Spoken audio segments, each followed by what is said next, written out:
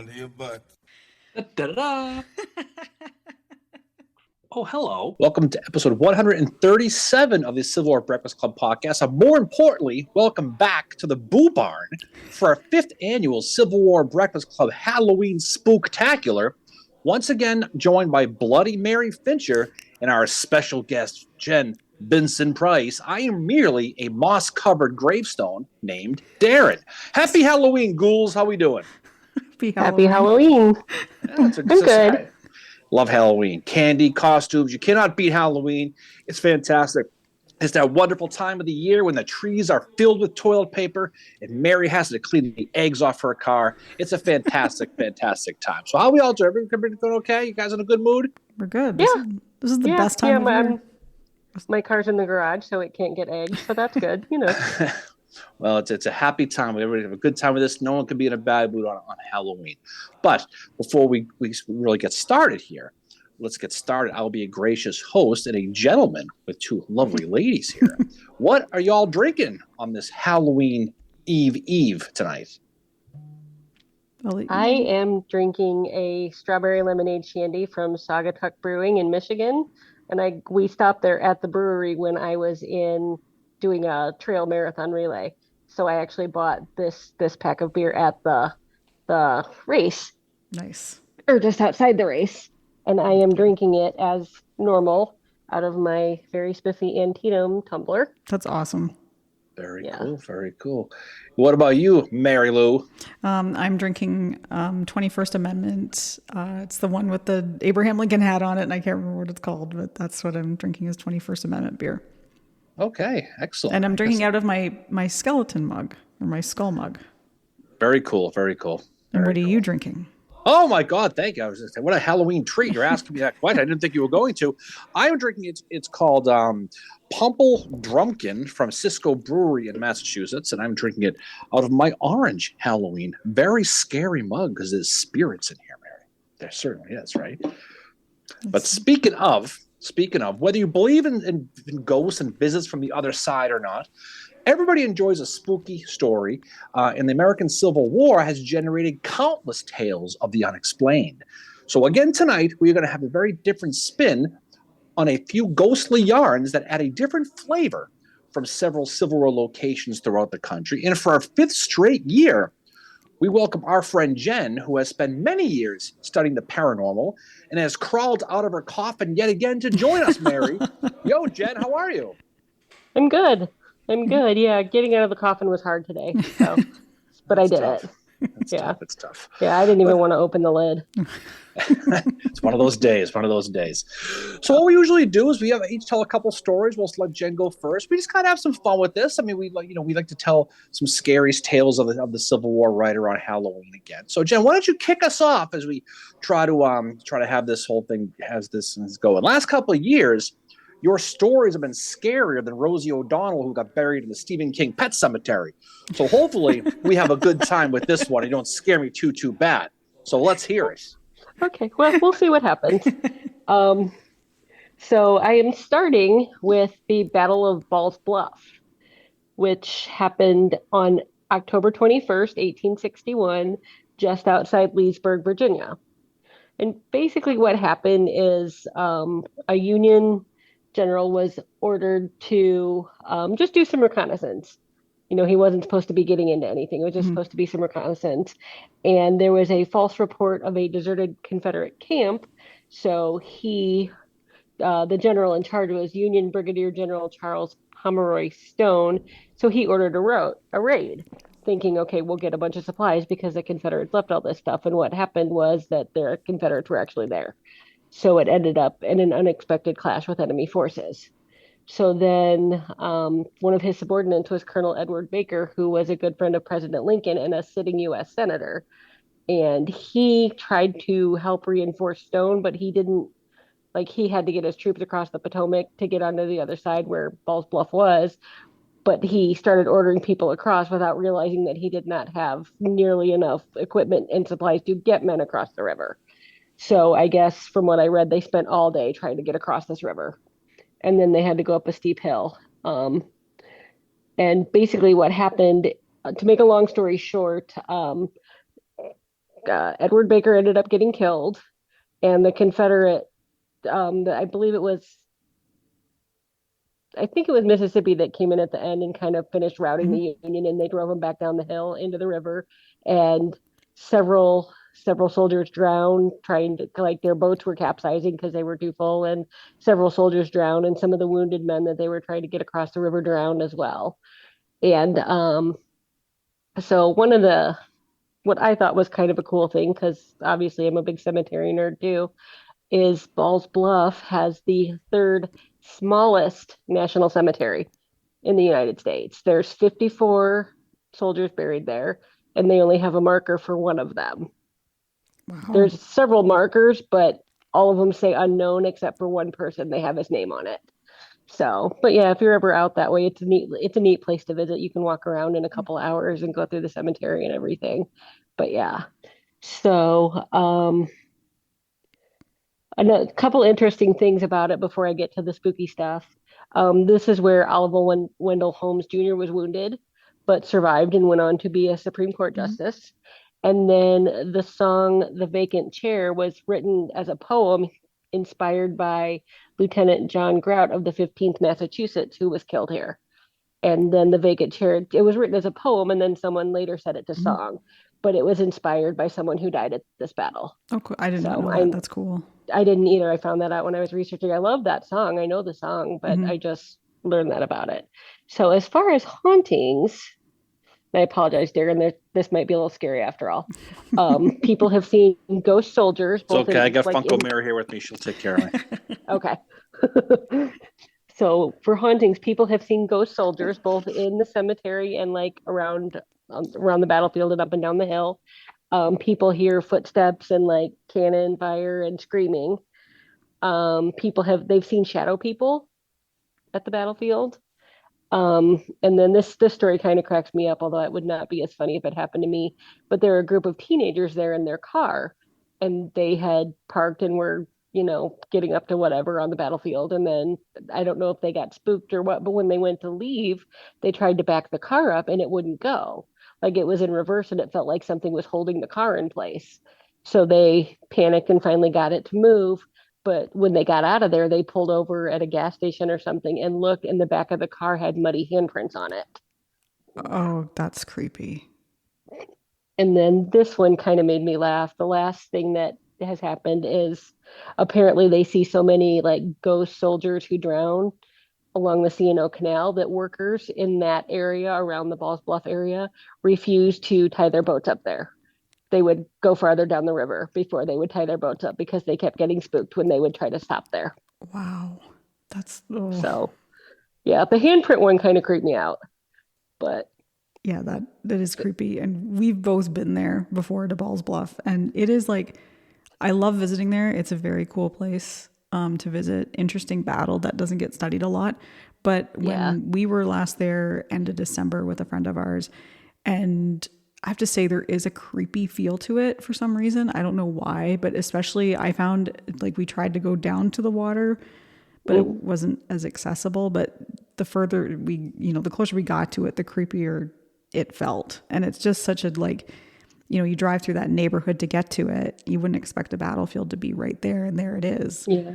It's like houses, battlefield. Yeah, yeah, but yeah, it's one of those ones like as you said, Edward Baker is there, and it's actually I think the battle too. That is why the reason for the Joint Committee Conduct of War was formed Yes, as yes, well. I did read that. Yeah, Yeah, that was something I meant to bring up and didn't write it down. So it's significant, for many reasons. But yeah, yeah, it definitely has the creep factor and the muddy hands. That's, yeah, Yeah. yeah. I know when Laura and I walked down to the river, we couldn't get all the way down there either. yeah. And eventually we got so far and we're just like, yeah, let's turn around. Hmm. But I remember for me, I got my weird feeling was more in the cemetery is where it Yeah. felt kind of strange to me. I don't remember that. I don't think I stayed in there very long. So, Yeah. and usually I can spend all day in a cemetery, even if there's only 9 tombstones. Same. But Same. yeah, I had a similar experience recently at Appomattox. They have a very small cemetery there too. And there's yeah, only, I think the three of us were talking about that last week when we were hanging out. There's only the yeah, one Union guy buried there. And I went into that, and the rest are all Confederates. And I went into that cemetery, and I'm like, I can't stay here for very long. It is, for some reason, very, very creepy. Yeah. I think I pointed out in a previous year's Spooktacular that happened to me at Petersburg. We drove in and parked at like the city cemetery, and I got a migraine and had to leave. Yeah. So it's interesting how some of these places can affect people physically. I completely agree. It's definitely happened to me before too. Yeah. Definitely. Well, good story. I like it. Mary, what you got? What's your first story? So my first story is we're going to go to Manassas, first bull run. So Manassas, like many battlefields, has stories of hauntings, of just strange happenings. As we all know, there was 2 battles fought there. The first was in July of 1861, first battle of Manassas or Bull Run. Union troops are commanded by General Irvin McDowell, and Confederates were commanded by General P.G.T. Beauregard, or Beauregard as we like to call him on this podcast. This is also where General Thomas Jackson gets his famous nickname of Stonewall. Whether or not it was an insult is debated. Bernard B., who gave him the nickname, said, "There stands Jackson like a stone wall," might have been insulting him at that point, but it's not because B was killed 5 or 10 minutes after he said that. The second battle was fought there in late August of 1862 as well. But there's different stories that come out of Manassas that I found looking around. There's rumors of a ghost rider on a horse, kind of similar to the story that I think I told about Perryville a few years ago. One witness said that this apparition went by him and he thought it was a person. He was walking his dog and he could see it far down the road, and he thought, oh, it's a horse ride, guy on a horse. So he kind of pulled his dog and himself over to the side, and this guy went by and he could clearly see that it was not not a person. It was definitely like a ghost. And it had a very badly deformed face, like it had been wounded. And it rode by him. There is a site there on the battlefield called the Stone House, which was built in 1848. Prior to the Civil War, it was like a tavern and an inn for many different travelers. So it saw a lot of different people come through there. During both battles, there was wounded men taken there. So it was kind of like a makeshift hospital. At one point during the first battle, there was 32 wounded soldiers in there. At one point, many who had been hit by artillery fire, so they were not in good shape at all. And it was much the same way during the second battle of Bull Run too. So you can just imagine the negative energy that is in that house because of that. And the first paranormal experiences at the Stone House actually date back to 1866. When a Confederate veteran, John Eston Cookie, I thought that was I was like, wow, that's early. That's a year after the Civil War ends. So this guy was an author, and he had written a house called Surrey of Eagle's Nest, and he refers to the stone house in it, and he refers to it as being the haunted house. So that's one of the first references to it being haunted. Henry Ayres owned the house in 1902, and upon his death, the house passed on to his son George. And George, he's like, I can make a tourist attraction of this. He places artillery shells in the walls where it had actually been hit. And he's like, yeah, these were here during the battle. And apparently there was his family all died really, really quickly. So there's rumors that the house might be cursed as well. And it's said to have a very negative energy about it. Some people have felt the pressure of invisible hands pushing them down the stairs. There's a lot of cold spots, and that's another thing about Manassas as a whole, is there's a lot of cold spots on that battlefield. There's been footsteps heard. Park rangers have heard footsteps there, back in the 70s and stuff. One woman drove by one time and claimed that the house had disappeared, and she was a local to the area, and she'd driven by it many times, and she drove by it, and it was not there. It had disappeared. Oh, that's wild. She drove by it a few hours later, and it had the house had reappeared. And I was reading it was a post that Mark Nesbitt had done. People in Gettysburg will know who he is. He was talking about that, there can be rips or tears in the fabric of time, and that might be why something like that disappears or something appears that isn't supposed to be there. That could be where the stone house is. It's in a very eerie spot. There's also stories of a headless Zouave, which appears near the railway cut, apparently. And there's also been Zouave soldiers seen near the New York Monument as well. And Manassas has its usual, what you get on many different battlefields from people. You know, they will see the ghost soldiers. They will hear the artillery. They'll hear the guns, the sounds of battle. But it is there are places that I've been to, you know, we visited 1st and 2nd Manassas. Some of it is very eerie, especially down by the railway cut. Yeah. Can get like, I don't know. I just got a very eerie feeling down there. But the stone house, that was like, just researching it, I was like, this place is creepy. Like, I would not want to be in there by myself. And just the fact that you walk down the stairs and you could be pushed as well by this, whatever ghost is in there. But, you know, when you think about it, like some of these places carry very negative energy with them. You know, places like Spotsylvania, very negative energy in some parts of that battlefield. But like the stone house, just all those men in there that have been wounded and mangled by artillery, it's going to leave a mark, you know, and the energy stays there. So I just thought that was really creepy reading about Manassas. And I don't think we'd covered Manassas yet on our Halloween episode. So I wanted to talk about that one tonight. Yeah. Oh. Definitely a creepy place, especially the deep cuts, that area down there. Yeah. It's you know, like I said, whether you believe in the stuff or not, there definitely, you could be a non-believer and you could all of a sudden you hit a hair in the back of your neck stand up. And if you sense something's just not right, it's just creepy. So who knows? Well, right? That's just it. Like, you don't necessarily have to have seen something. It can be a feeling that you get to. Like, it's not always about seeing an apparition or a ghost. It's just sometimes a feeling you get that's like, wow, this area is very creepy or very eerie.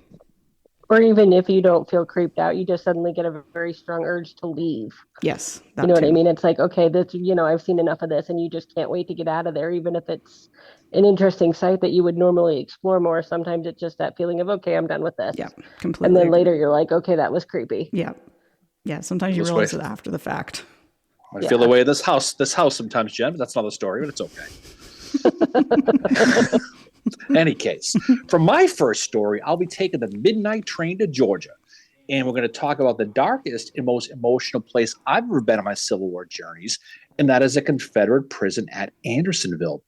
Now, originally called Camp Sumter, Andersonville was opened in February of 1864, and during its 14 months of operations, it saw 12,900 dead Union soldiers die.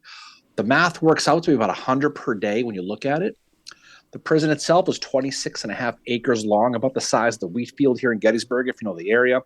And at its peak, it housed 32,000 prisoners. Now, unlike Elmira, it's unbelievable. Unlike Elmira or Libby or some of these other Civil War prisons, Andersonville offered no barracks nor shelters. The men were put into a field to fend for themselves against the hot Georgia sun as well as the cold Georgia winters. The prisoners used to use their own shirts to try to cut them open and try to make tents.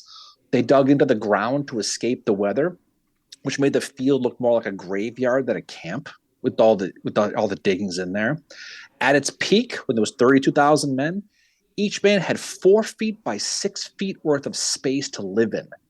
At this time, water was scarce, food was limited, there was no DQs. It was really bad. According to some paranormal investigators, areas of extreme emotion and trauma are prime causes of ghost sightings and haunted locations. So if that is the case, Andersonville would be at the top of the list. 29% of every soldier who walked in Andersonville never left. 29% mortality rate at this place. Boston Carver of the 82nd New York, he talked about the squalor and the misery of the camp. He said men were covered with lice and maggots on a day-to-day basis. He said death became so common, he wrote, quote, seeing a man die was no different than seeing an insect squashed in the dirt. That's how he described it. He also called Andersonville the place of the living dead, which also could be Yankee Stadium. That's another story. But during the prison's existence, there were two very opposite people who drastically affected the soldiers' lives. The first one was the Andersonville's Swiss-born commandant, Henry Wirz, who was born on November 25th, by the way, Mary. Best day of the year, right? When the Civil War began, Wirz was actually 37 years old, and he enlisted as a private in the 4th Battalion of the Louisiana Infantry, kind of an older guy to join. He claims he lost the use of his right arm at, guess where? The Battle of Seven Pines. Oh, that's quite a They, common thing at I Seven don't know. Pines. But it's disputed. Some people think it's not true. Maybe he just wanted to be like Howard. Who knows? But that's the story, right? In March of 1864, Wirz became the commandant of Andersonville Prison. Now, in this position, he was a strict disciplinarian, and despite pleas from prisoners for food and shelter, he usually ignored them. Now, in his defense, he was powerless to improve the situation, as the Confederacy was having a tough enough time finding food for its own soldiers and men, let alone feeding 30,000 Union troops in a prison. But regardless, the prisoners feared him, and a prisoner from the Harris Light Cavalry in Albany, New York, Mary, named Josiah Brownell, he literally thought Henry Wirz was actually the devil, the real devil. That's how miserable this was. As evil as the prisoners saw Wirz, there was another Southerner who provided food and hope to the men. He was a 63-year-old Irish Catholic-born priest named Father Peter Whalen. He lived about a mile from the prison, and he had actually ministered some Confederates when he was over in Savannah. So starting in June of 1864, Father Whalen would begin to visit the prison every day while he was there. He would read to the men. He conduct Catholic Mass, as well as offering last rites for the dying. And due to the fact that he offered spiritual help and gave them hope, a lot of the men began to call Father Whalen the Angel of Andersonville. And what Whalen did was he gave assurances to these Union prisoners that humanity still existed and that God had not forgotten them. But just imagine, they're in this camp. It's like you don't know what the last people on the planet. Mm-hmm. But he also did more than offer thoughts and prayers. He borrowed $16,000, which is about $500,000 in today's money. Wow. To buy 10,000 pounds of wheat to make bread for the prisoners. They called it Whalen's bread, and it was basically it was the prisoners' food source that lasted 4 whole months. Wow. When the war a lot of people talk about Father Whalen, but when the war ended, Wirz and Whalen's lives went in different directions.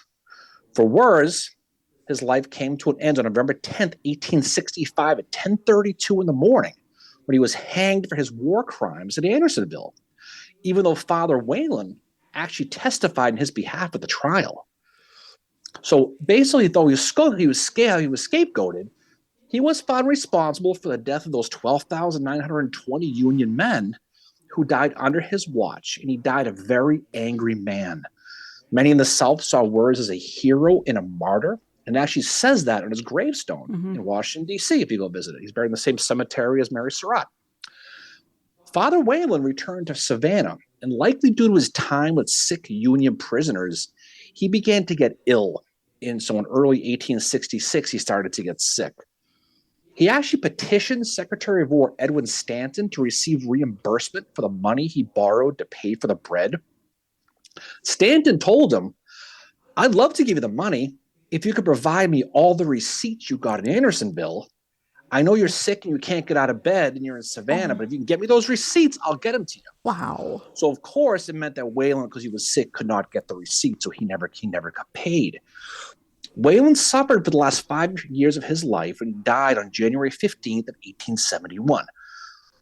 After the war ends in the deaths of Wirz and Whalen, it appears that both men continued to frequent the grounds of the old prison in Andersonville. The translucent figure of Wirz has been seen on many occasions walking down the road from his headquarters in the town of Andersonville to the prison. He's also been seen standing inside the top of the Stockades Tower, looking down an empty prison yard where in life 30,000 men struggled to live for another day. People say they see Wirz standing out looking at the men, and then he slowly fades away. The other apparition frequently seen in Andersonville is that of Father Whalen. Reports of Whalen's apparitions are all the same. They say he isn't transparent. He looks like a reenactor. He walks around the grounds, he looks around for a few minutes, then he stops, he looks up in the air, and then he slowly disappears. Oh, and that's been the common theory about that. Other paranormal activity at Andersonville is far less pleasant, though. Some have reported the strong smell of rotting flesh when they're standing in the National Cemetery, as if thousands of dead bodies lying on the ground, still waiting to be buried, are there. That smell. Many have reported the sounds of moans and pleas through the morning mist at the prison, as if they're crying out to their families who just want them to know that they're still there somehow. A lot of them died unknown. A lot of them did. But regardless of what it is, the emotion and that haunting feeling at Andersonville, it really is like none other. If you've been to Andersonville, you can still feel the emotion. It's one of the most powerful places that you'll really ever go. But whether the ghosts are reaching out or not, the feeling of misery and dread just by standing in that open field in Andersonville, Georgia, absolutely cannot be denied. And for anybody who goes there, you know what I'm talking about. Mm-hmm. I can confirm that when you and I went there, it was probably one of the saddest, and just it's creepy. It's sad. It's humbling. It's a place that, like, if you study the Civil War, it's a must visit. But it will change you when you go there. It's one of those places that you're not the same after you visit it. That is true. That is true. So what's your next story, Jen? We are going to a battlefield that I just visited last week on vacation, the Battle of Newmarket, which was fought on May 15th, 1864 in Shenandoah County, Virginia. And it was the only time, this battle was the only time in U.S. history that a school's student body was used as an organized combat unit. Breckinridge was over that part of Virginia, General John C. Breckinridge, and part of his command included VMI, the Virginia Military Institute. Well, when they found out that Franz Sigel was bringing troops that direction, he was trying to gather as much of an army as he could, and ordered 247 cadets from VMI to join the army. So these schoolboys basically woke up in the middle of the night and told that they were marching to join up with the army. To his credit, Breckinridge did try to keep them in reserve until toward the end of the day, when Union reinforcements had caused the Confederate lines to kind of fall apart a little bit. Breckinridge said, "God forgive me for this," but he ordered VMI forward. And the 247 boys just kind of pushed through, and that kind of, seeing these school kids push forward to try to fight the Union Army off. And this is actually where the field of lost shoes is, because the main battlefield was so muddy that cadets everybody was losing their shoes, and people were marching barefoot through the mud because their shoes were sucked off by this ground. But the rest of the Confederate troops there were moved enough by these boys trying to fight, that they ended up regrouping and running the Union Army right off the field. So it was a Confederate victory. And just real quick, for I don't know total casualties. What struck me was the schoolboys. There were 247 cadets from VMI. I think 47 of them were wounded, and 10 died either on the battlefield or later within the next couple of days from their wounds, including Thomas Gaylord Jefferson, who was a descendant of Thomas Jefferson. Wow. So he was a VMI cadet who fought at Newmarket. He died a couple days later at a house in town, the Clindon residence, which you can still, you can't go in or anything. It's a private family home, but you can go past the house and see a marker to where the original house was, where he passed away. And one of the other cadets who was not injured and survived the battle went on to become a sculptor. He was Moses Ezekiel, and he did some famous war related sculptures, including, I think it's called BMI Mourns Her Dead or something like that, or Virginia Mourns Her Dead, and it's about the cadets there. Cool. So, but yeah, he did a lot of popular. He lived over in Europe, but came back this way and did several Civil War related historical markers. But he was with Jefferson when he passed away. Oh wow. So, yeah, that one stood out to me because it's a neat place to visit. It doesn't take very long to walk around. You can do it in a couple hours. And there was this battlefield basically took place kind of on the Bouchon farm. and you can still like the family, it was the parents, like the grandparents, the parents, and then their two children. So there were six people like living and working the farm, and they had like a wheel making Mhm. shop. And like a lot of it was destroyed during the battle, but like they rebuilt. And the house, the main house, you can go inside. You can just wander in. It's open as long as the battlefield's open, and you can see like the downstairs living room had been turned into a hospital, and they've got like a recreation, and you can see blood spatter on the walls. Oh, wow. But yeah, but like the family, when it was coming, the family like hid in the cellar of the house, and they could see soldiers. But basically, the troops like would have gone like right across this family farm, and the hill that the Confederates eventually pushed the Union soldiers all over was called Bouchon Hill. So it was basically this family's property. But yeah, so that's basically that. But as far as hauntings, um, you can still see soldiers in the battlefield and walking through the town. They say, like, especially on the anniversary of the battle, you can just see soldiers walking up and down the street. Oh, Not wow. necessarily reenactors, but ghost soldiers. People smell gunpowder. People hear cannons. People hear soldiers yelling, those kind of things.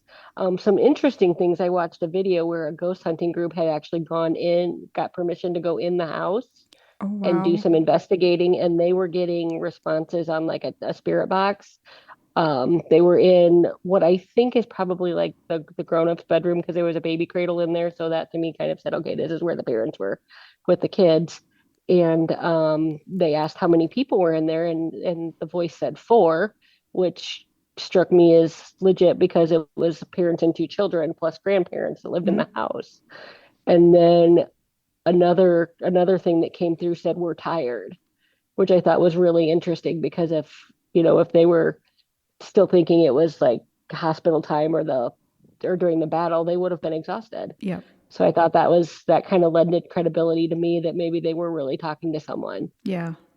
Yeah, that. So yeah. And then the other thing in the house, they see like, I don't think it's quite as scary as what happened to the ladies in Gettysburg at the student union, Mhm. but like they'll still see doctors walking around and stuff like that, and Oh, like they'll wow. have the blood covered like aprons on, but they're Yep. not trying to recruit modern civilians to help Mm. with it. So there's that, and then the last thing is they said also on the anniversary of the battle, you can see some of the VMI cadets Wow. That's, across oh, like I heard going across the field, like the field of lost shoes, and also in town, because some of the wounded ones ended up in the town of Newmarket. And like I said, at least where Thomas Jefferson passed away, you can still see a marker to where that house was. And then the family house was rebuilt. So, wow. but yeah, that was a neat story. There was one of his friend had gone, Moses Ezekiel had gone to look for Thomas Jefferson, and ended up like bringing him back to this house where a lady and her mother took care of him until he passed away. Oh, wonder if that, So and we visited there a few weeks ago, but it was a very whirlwind tour. But of yeah, course, whenever I go to these battlefields, I'm like, I wonder what ghost stories there are from here. I wonder what people experience here. But it's definitely yeah. it's one of those battles that does not get studied a lot, and when you study it, it's fascinating. It's so interesting. Yeah. Mm. Yeah. And I kind of love the story of like the schoolboys kind of like push it, Breckinridge orders them forward, and they do it, but they're like really going forward. Yeah. And that kind of inspired the rest of the Confederate troops to regroup and Hmm. Yep. keep fighting. And I guess this Confederate victory delayed the Union Army from taking Stanton for several Yep. weeks. So it kind of prolonged things. Yep. But yeah. Yeah, and no, it's definitely worth a visit. As far as like personal things, like I didn't necessarily see or hear anything in the house, but it just had that kind of atmosphere. Yeah.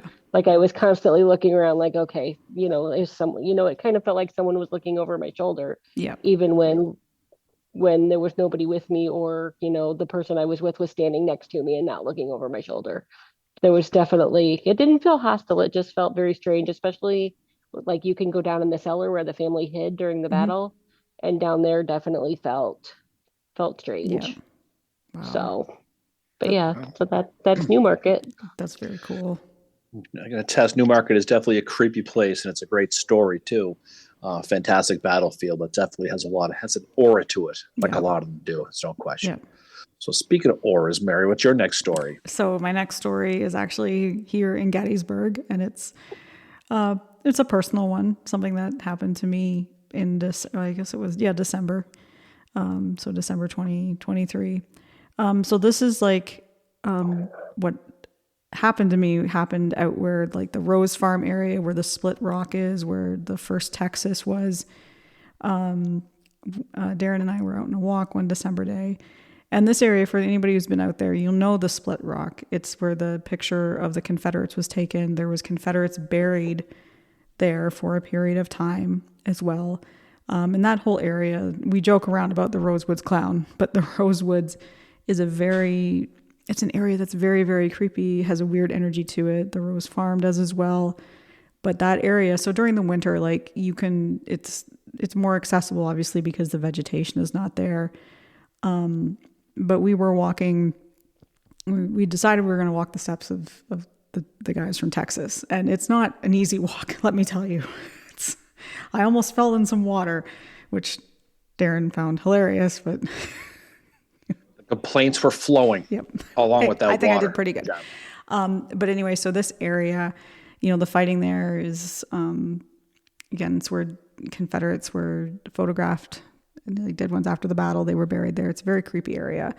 So we're walking along this fence line, and all of a sudden I start to get a feeling that, just this creepy feeling, like kind of the hair raises on the back of your neck or whatever. And we come to like where the end of the fence is and we were going to turn left. And I look over and I see a figure standing there. And I pointed it out to Darren, and we're both like, whoa, there's no, like, what statues are right there? There's no statues there. It looked like a statue. It looked like a soldier holding a musket, had a kepi on. And so we're standing there, we're talking about it, and all of a sudden it slowly turned its head towards us. And that's when I was like, what is going on? Like it was creepy. And then, so we kept going, heading kind of towards like Devil's Den, that area and all that, through all this vegetation, and it disappeared. We could not hear anything walking through the woods. And at that time of year, you would hear that. What happened next is I started to smell tobacco. And that's another thing that happens on battlefields is you will smell the old-timey tobacco. And you can tell it's old-timey tobacco. It has a very distinct smell. Could smell that. We continued on our way. And I would encourage anybody that can, if you can get out there in the winter, that hike is really amazing because it kind of shows you can see what the soldiers saw. Like at one point, Little Round Top, you can't see it anymore. And then all of a sudden you can. And you realize it helps you understand that part of the battle a lot better. But it is a very, very creepy spot. And I will say this, that this shadow figure, which is what it was that I saw, that's what I believe I saw, I've seen it in pictures on Gettysburg Ghost pages in the same area. That's cool. And it's a creepy, has a kepi on. Sometimes it looks like it's holding a musket. But just when it turned its head was when I was like that, like, nope, I'm done. But again, it's a great area to go out and see because of the history, because of the photographs. I think it was Bill Frazanito who actually found the Split Rock, right, Darren? Yeah. Yeah. Laura and I took his book and went and kind of tried to match up some of the things he had. So that's how we ended up back there. Yeah. So it's an interesting area walking around. It's an interesting area to go to for the history of it. And just to be out walking on the battlefield as well. But that's where I had that's my own personal experience. And again, whether you believe in ghosts or not, it doesn't matter. It's about just whatever experience you've had. You don't necessarily have to have seen anything. I know how I felt when I saw the shadow figure. It was very, very, it was creepy, and the smell of tobacco. But also just the history hike that day was great too. It gives you a greater appreciation for what those men were doing and also for what they saw, and it gives a better understanding of that part of the battle as well. Very well. It's nice to have an actual real stories. But you were with me at the time too. It was. I was there. It was definitely a cool, eerie story. We've told that story to a handful of people. Yeah. So anyway, so one more story. That's mine, Mary. Yeah. So for my next story, I'm again have Georgia on my mind, and I'm going to talk about the Kennesaw House in Marietta, Georgia. Now, during the Civil War, this building was used as a hospital for both the Union and Confederate soldiers. During William Sherman's march to Atlanta in 1864, for example. It was also the home of one of the most famous episodes of Union espionage that is still discussed today. Since then, the building has seen a lot of history. It is now known as the Kennesaw House and is today the site of the Marietta Museum of History. Now, with all of its history, the Kennesaw House is known today as one of the most haunted buildings in all of Georgia. Originally built as a warehouse in 1845 by local businessman John Glover, the property was sold to a man named Dix Fletcher in 1855, who transformed the warehouse into a hotel, and he called it the Fletcher Hotel. Now, but the Kennesaw House most famous story took place well before Sherman's army came to visit in 1864. This goes back to April of 1862. In the spring of 62, U.S. Grant has taken control of Forts Henry and Donelson, while General Don Carlos Buell has seized Nashville, Tennessee. In the east, General George McClellan was beginning his march to Richmond, Virginia, which would eventually be known as the Peninsula Campaign. In Buell's army, a civilian painter and singing coach, your old job, Mary, from Kentucky, wanted to assist Buell to be a spy and a citizen smuggler. This man's name was James Andrews. Andrews wanted to go deep behind Confederate lines and disrupt the communication and supply lines into Atlanta. His plan was to recruit a small group of men to steal a Confederate locomotive and take it northwest to Union lines, destroying tracks and bridges all along the way. By April 7th, 1862, Andrews and another man named William Campbell recruited 22 men from 3 Ohio infantry regiments and, all wearing civilian clothes, began to make their ways to Georgia. Their plan was to go to a train station called the Big Shandy on April 12th and steal a locomotive there called the General. That was their plan. The night before the raid on April 11th, Andrews and his men, they rented a second-floor room at the Fletcher Hotel. And there they finalized their plans for the next morning to steal the General. As Anderson discussed the plan, he had a big, large ring on his hand that he wore, and he tapped it on the table as he went over the details of his men, just probably a nervous habit, wrapping the ring over and over and over again. Now, it's possible and likely they chose the Fletcher Hotel because its owner, Dick Fletcher, was a 59-year-old Unionist from Phillipston, Massachusetts, Mary, a small town just northwest of lovely Worcester, Massachusetts. That's where he was from. Fletcher's son-in-law, a guy named Henry Cole, was a Union spy and a friend of General Sherman. He also helped Andrews, so it's likely Fletcher, the hotel owner, also helped set up the raid partially as well. Now, we're not going to go into the details of the raid, but ultimately it failed after they stole the General. They were caught by pursuing Confederates not far from Chattanooga, Tennessee. Of the 22 conspirators, 7 were ultimately hanged, including James Andrews, while the remaining 14 were sent to Confederate prisons.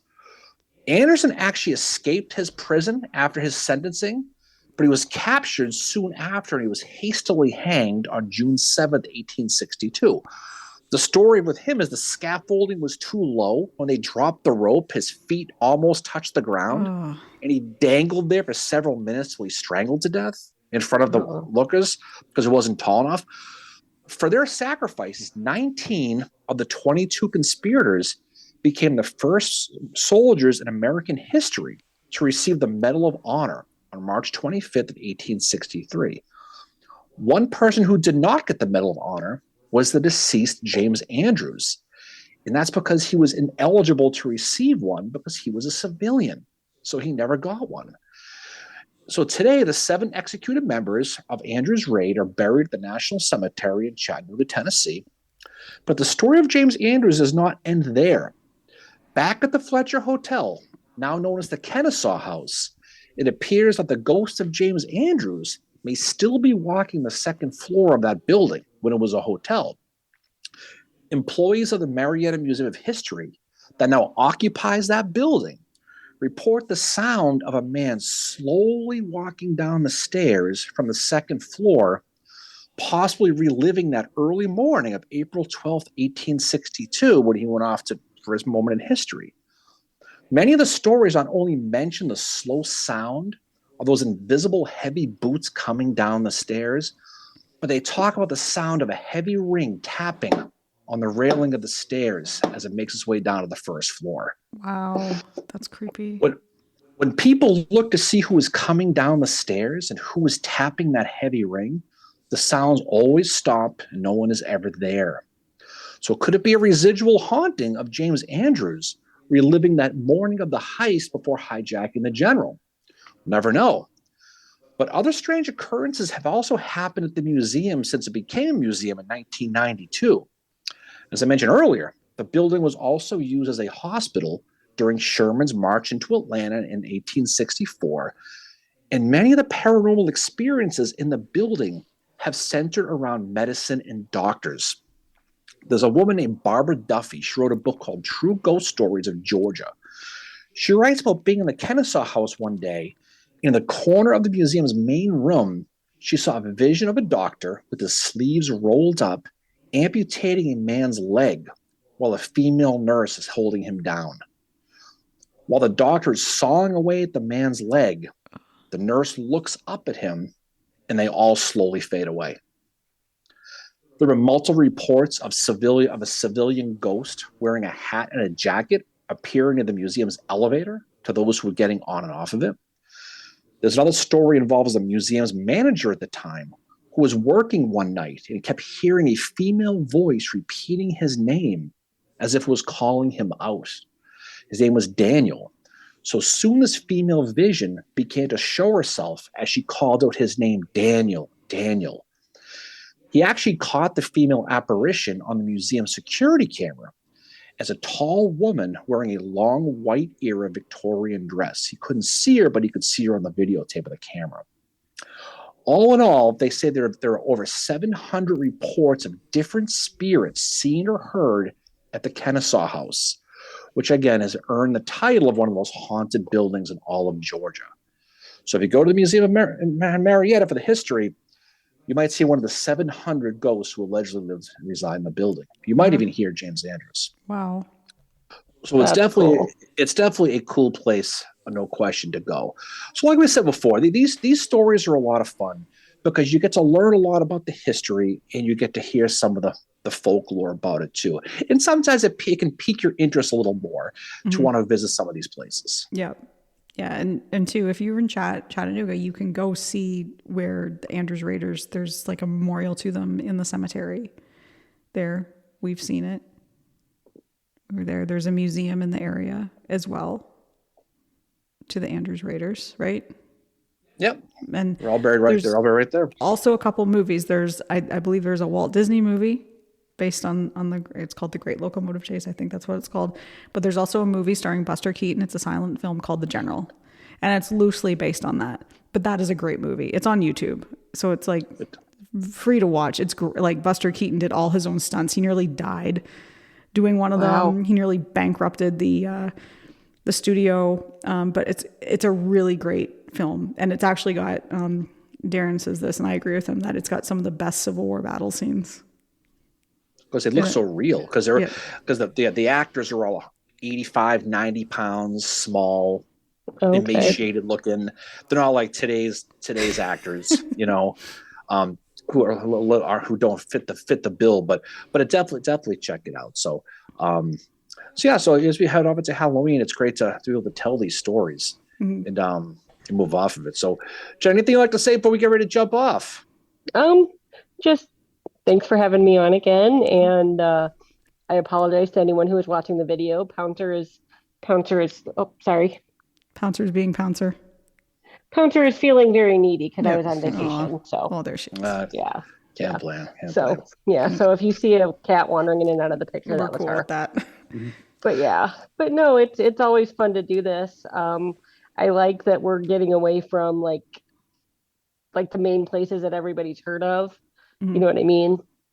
And yeah, I have never. I was going to point out I have never seen the Rosewood Clown. I did not see any soldiers, but Laura and I did find a box turtle in the Rosewoods, Mm, like a painted Nice. box turtle. So you know, but that's all I've careful. seen out there. You know, when there's turtle, there's clowns. Don't forget that, right? Okay. What about you, Fincher? Any final words from you? I just want to say thank you to Jen. It's always awesome. We'll always learn something from you. I think this is a great way to talk about history too. You kind of meld that, the supernatural with the history because the two can go together. Like ghost tour, we've been on quite a few ghost tours here in Gettysburg, and you always learn something on them. Always learn the history. The other thing too is that Darren and I attended our first reenactment a few weeks ago, and at one point we were sitting around the fire. It was actually in the afternoon, but we still had the fire going. And those of us around the fire were actually talking about some of the different experiences we'd had on battlefields. And you have to wonder if soldiers sometimes did that too. If they were talking about different experiences that they'd had in their lives, maybe in old houses or whatever. But, there was someone there that had an experience on Culp's Hill, and we were just all exchanging stories. And it was really cool. And like, whether you believe in this stuff or not, as Darren always says, we sometimes always get that creepy feeling. And it's not about seeing something. It's, as you said, Jen, you put it so well when you said it's about a place that you suddenly want to leave. And you can't explain it. But you realize after that you were very creeped out by it. So I think, just be open-minded to it, I guess. But it's also fun. It's Halloween. It's fun to talk about spooky ghost stories and, a bit of the history and lore behind them, because as we know from our very first episode, I think we talked about the first episode we did with you, Jen, the first Halloween Spooktacular. We talked about the Chamberlain story with him seeing George Washington at the Battle of Gettysburg. So, even some of these soldiers and generals that we talk about and we study, they, might have believed in the supernatural, the paranormal as well, which is pretty cool. Absolutely. Absolutely. And any final words from you, Darren? Well, as we sign off on our 5th annual Civil War Spooktacular, Mary, it's important to remember the immortal words of Vincent Price as we venture off into a world of Halloween activities. And I quote, "Darkness falls across the land. The midnight hour is close at hand. Creatures crawl in search of blood to terrorize y'all's neighborhood. Grisly ghouls from every tomb closing in to seal your doom. And although you may fight to stay alive, your body starts to shiver.